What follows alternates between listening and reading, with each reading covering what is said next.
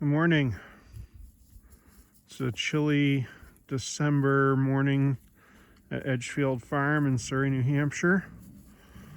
And I've just moved the ewe flock into a new paddock of stockpiled forage. And I thought I'd talk a little bit about grazing into the winter and when there's snow on the ground. There's a few things that have to be in place in order for this to work. And one of them is long grass. And as you can see, the grass that these ewes are eating is 10 to maybe as much as 14 inches long in some places. We had a little bit of snow overnight, probably no more than an inch or so. This is the second kind of biggish storm that we've had so far since I've been into the stockpile grazing this year. Both of them have been very dry, fluffy snow, so the sheep have no problem at all pawing down through. Trying to catch one of the ewes in the process of pawing the grass. They're not cooperating because there's so much sticking up through, I guess. There goes one. Anyway, so tall grass is one thing, with good nutrition. Last grazed this field back in September, and it was well fertilized back in the spring. That black ewe's doing some digging. There they go. So I'm getting good quick regrowth. We had a lot of moisture this summer or the last half of the summer anyway, and through into the fall. So there was really no restriction on grass growth. Normally, I would want to have my stockpile saved by late August. This time there was enough regrowth from the September grazing to be able to come back here. It's pretty unusual, but every now and then you got to take the win. So I mentioned that there's got to be tall grass.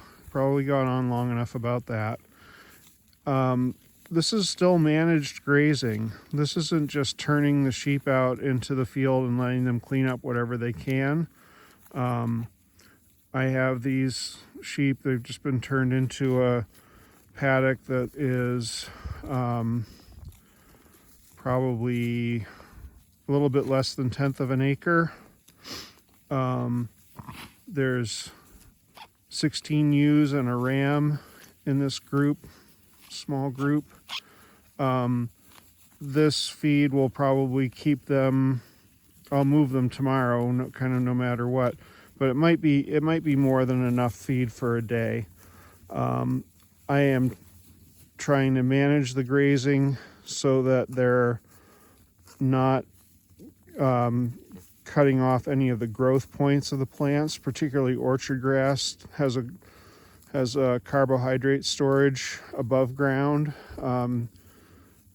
You'll see a part of the plant that's white as opposed to green, and that's where the carbs are. Don't want them getting down too far into that because that'll damage the growth next spring. So really not too much actually changes about how you graze it from what you do in the summer. You still want to leave high residue. You still want to have a short dwell time on every paddock, and you want to keep them moving. And that should give you plenty of good pasture to go the next spring. The other thing is the state of the ewes. As you can see, they're coming into this with some pretty good flesh on their backs from having a good grazing season. If these ewes were real lean, I would be concerned about whether they were going to be able to get enough energy, because obviously digging down through the snow to get at their feed requires a little bit more energy than when they don't have to. It's about 19 degrees Fahrenheit here today, so it's not super cold. That's not really a problem for them. This particular field is nicely sheltered from prevailing wind, so they don't have that issue to contend with. So, I'm trying to make sure that they aren't losing condition, but if they were to slip a little bit, it's also not the end of the world because they're kind of roly-poly to start with. The other thing is that what state of production they're in. These ewes are being bred right now at a time of year when a lot of producers are right in the last little run up to lambing, or even some have started their winter lambing at this time of year. It's early December. It's earlier than most people start winter lambing, but some have. But if people are lambing in January for the Easter market, this would be a little bit rough on meeting a ewe's late gestation nutritional requirements.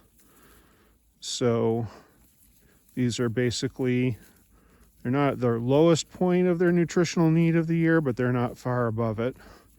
And so even though this is really good feed, it's it's harder to get to. It requires more energy to burn per calorie harvested. So, we try to take all of that into account. And I guess the other thing is that it is a little bit trickier to deal with electronet. This ground actually isn't frozen yet, believe it or not. So I'm able to just work with the electronet like normal. But later on, when it does freeze up, if I still have pasture, I'll need to spend a little bit more time every day pushing the posts into the ground. And at that point, I may be tempted to start setting up 2 or 3 day paddocks rather than 1 day paddocks, which will, that'll be fine as far as the pasture is concerned, but the ewes will start to get onto a little bit more of a sawtooth kind of plane of nutrition, which means that on the first day they'll have really good feed. The second day, that most of that really good feed will be gone. The third day it won't be so great, and that's not a big deal. Again, at this stage of their production cycle, if they were, at a higher nutritional need, it might be more of an issue. So those are some considerations about winter grazing, especially when there's snow cover. Why do I do this? It sounds like a royal pain in the butt, right? Every day that I'm out here and they're digging down through this snow is a day that I'm not buying in feed.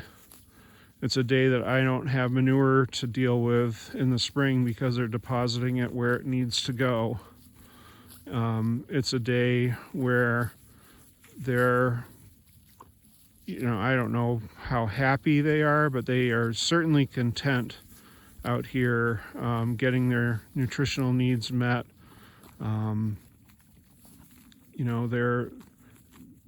They're doing fine, and I would just as soon have them out grazing as many days out of the year as I can.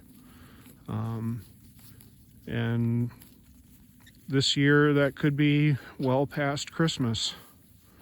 So anyways, it's pretty cool. My hands are starting to get cold, so I'm going to shut up and sign off. It's Bill Fosher with one of my quick and dirty grazing videos from Edgefield Farm in Surrey, New Hampshire.